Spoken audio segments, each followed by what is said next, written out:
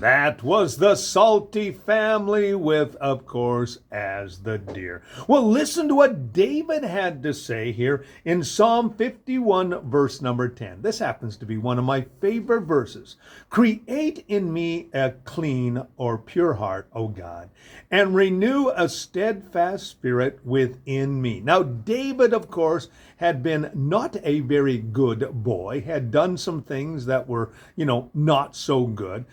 But the beautiful thing was, when he was confronted by the prophet Nathan, he immediately said, yeah, I did those things. And as he was in his restoration and reconciliation process, he says, Lord, you got to create in me a clean heart. Lord, right now I am putting my heart in your hands. And of course, we know from Jesus when he said, wherever your heart is, that is where your treasure is. And wherever your treasure is, that is where your heart is. So David clearly wanted his heart to be, of course, open to the Lord, and also as well having a communication with the Lord. So he says, Lord, first of all, create in me a clean heart. I'm asking you to change my heart. Next, he says, renew a right spirit or a steadfast spirit. He says, Lord, let this also become a lifestyle. I don't want it just to be